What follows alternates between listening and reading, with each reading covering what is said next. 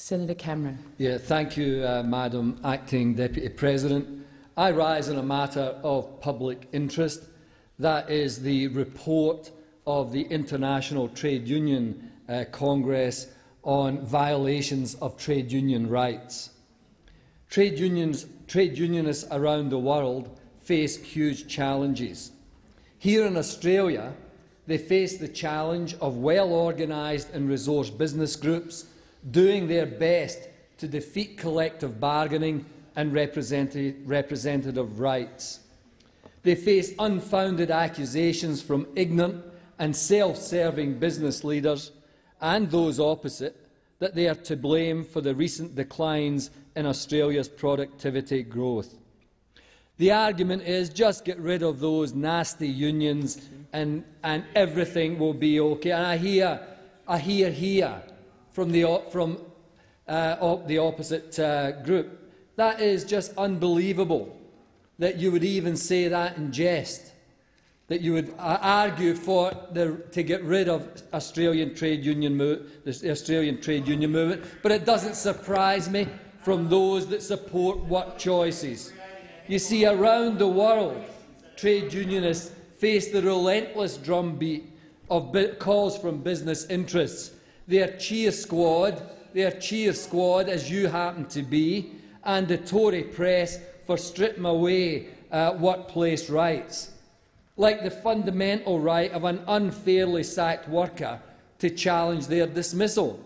And I can't understand anywhere in the world where you would say that if you are unfairly sacked, that should be a right and proper thing to do. As I have said before in this place, there are challenges that the Australian labour movement will meet head-on, but they are nowhere near as challenging as the threats, violence and murder that's visited on trade unionists in countries less fortunate than ours. I have raised this as a matter of public interest in this place in 2009 and again in 2010. Each year, the International Trade Union Confederation releases a report on the violations of trade union rights worldwide. I'm pleased to note that a distinguished Australian trade unionist, the former ACTU president and a friend of mine, Sharon Burrow, is currently General Secretary of the ITUC and is carrying on the fight she waged against the injustices of work choices on the global stage. In its recent report, the ITUC catalogues the violations that occurred during 2011. As the 2010 report noted, and I quote, "The crisis in employment set off by the global economic crisis continues in every region, and those who make policy have largely failed to make the changes needed to create and sustain employment. Governments have simply swallowed free market corporate rhetoric at the expense not only of working families, but also of the stability and future of their own national economies. Big banks, big finance and big business have been allowed to dominate government policy, while unemployment, poverty and insecurity continue to grow." And you've only got to look at Australia and look at the behaviour of the Queensland Coalition Government, the New South Wales Coalition Government, the Victorian Coalition Government and the West Australian Coalition Government to understand what challenges Australian workers would face if we ever have the unfortunate position of a coalition government led by the Leader of the Opposition, Tony Abbott. The very inequality which was a driving force in tipping the world into economic crisis is still growing, and the violation of basic international labour standards is itself the primary cause of this inequality. These global forces continue unabated. Trade unions in many countries face repression by governments and employers. The introduction of the 2011 ITUC report notes, and I quote, "The world economic crisis continued to impact unfairly on workers as many governments persisted in favouring austerity measures over stimulating growth and employment. Unemployment rose to record levels in 2011, with over 205 million people out of work. In Europe, trade unions felt the impact of the Eurozone crisis, with Portugal, Hungary and Romania all facing further restricting workers' rights, and that was done as part of their austerity measures. The most dramatic changes were in Greece, however, where unemployment rose to 21%, wages and living standards fell sharply, and collective bargaining rights were severely curtailed.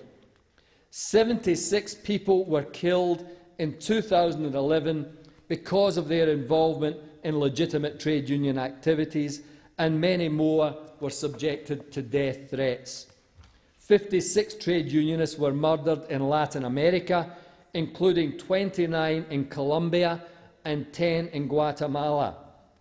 The ITUC report also documents thousands of arbitrary arrests and dismissals of trade unionists around the world. Many more cases go unreported. This is due to the climate of anti-union fear and intimidation which many workers have to face in their union activities. Sadly, Latin America once again holds the shameful distinction of being a killing field for trade unionists. Killings were also recorded in Bangladesh, the Philippines, South Africa and Indonesia. A one-year-old child died in Zimbabwe after spending a night on the roadside in the rain because her family was among farm workers summarily evicted for daring to organise. In Fiji, the military junta launched an aggressive campaign to dismantle the trade union movement, and Felix Anthony, the leader of the Fiji Trade Union Congress, was arrested, threatened, insulted and beaten. The ILO's Commission of Inquiry on Zimbabwe has confirmed that the Zimbabwean government was responsible for systemic and systematic violations of trade union rights. In Djibouti, the ILO expressed its deep concern at the government's complete lack of will to settle several cases of trade union rights violations. Complete bans on trade unionism remain in place in several countries, including Laos, Saudi Arabia and the United Arab Emirates. Some of the world's most wealthy economies also figure in the report, including the USA, where attacks on organising and collective bargaining rights, already identified in 2009 and previous years, actually intensified in 2010 and 2011, much of this by state governments under the influence of the Tea Party. Canada's Conservative government has weakened freedom of association and collective bargaining rights, while in New Zealand, amendments to the Employment Relations Act reduced workers' rights. When I spoke previously about the violence committed against trade unions in Colombia, I said that Colombia remains the most dangerous place in the world to be an active trade unionist. Sadly, this is still the case. The murder of trade unionists in Colombia continues unchecked. The murderers continue to enjoy immunity from prosecution, despite expressions of concern by government officials. The Vice President of the Republic, speaking on behalf of the government, has recognised the scale of the violence, something previous governments have never done. While some efforts have been made to investigate these crimes in Colombia, the majority of cases clearly demonstrate that the state clearly lacks the capacity to protect trade union rights. Over 2,800 union members have been murdered in Colombia since 1986. Aside from those murdered, hundreds of trade unionists received death threats, many were forcibly displaced, dozens arbitrarily detained, a few disappeared, and many more were harassed. Over the past 24 years, a Colombian trade unionist has been murdered every 3 days. Colombia accounts for more than half of all the trade unionists murdered worldwide, 294 out of a total of 580 since 2006. Despite the establishment in 2007 of special courts and investigative units focused on cases of violence against trade unionists, they have done little to quell the violence or bring the perpetrators to justice. In cases of murder, only 4% of perpetrators have been brought to justice. The rest have committed their crimes with impunity. For other forms of violence against trade unionists, 99.8% of perpetrators have been able to commit their crimes with impunity. And I must say, I have grave concerns that my government is talking about doing a free trade agreement with Colombia. I have been a long-time critic of free trade agreements. I think they are over-egged in terms of the benefits that workers are supposed to achieve from them, and the problems that they create are diminished in the political discourse. But I have to say, I would find it absolutely amazing if any government would sign off on a free trade agreement with Colombia while it remains the most dangerous place for trade union activity in the world. The second most dangerous country to be a trade unionist is Guatemala. In 2011, 10 trade unionists were murdered, in addition to the 10 murdered in 2010. 16 trade unionists were assassinated in 2009 and in 2008. Other forms of violence have escalated. 76 violent, non-deadly acts were committed against unionists in 2009, a near five-fold increase from the 16 committed in 2008. The Guatemalan government claimed that unionists are killed as a result of the general upsurge of violence sweeping the country and not for their work protecting labour rights. The facts indicate very strongly otherwise. According to a 2010 report from the Guatemalan labour, indigenous and campesino movement, 75% of union leaders were threatened prior to their assassinations, and 98% were assassinated within a few weeks of advocating for workers' rights.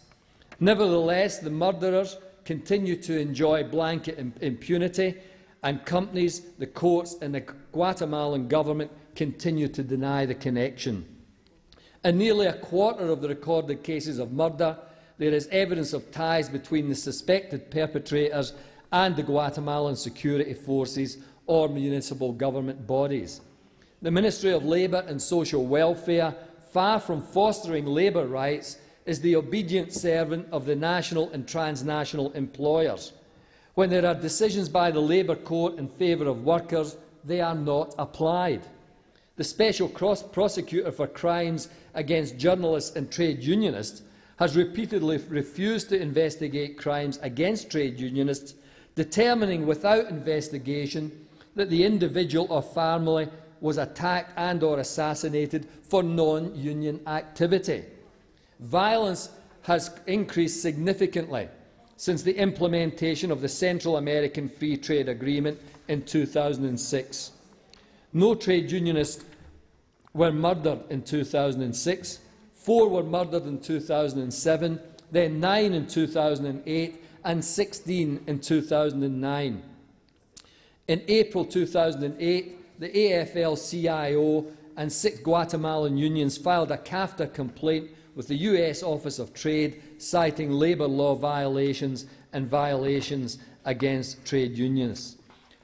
After 3 years of informal and formal consultations that yielded little progress on workers' rights, the US government in August 2011 announced that it would take Guatemala to arbitration. So far, the complaint is unresolved and the killings continue. I want to pay my respects to the courageous trade union members around the world who stand up for their members, stand up for democracy and stand up for the rights of trade unionism.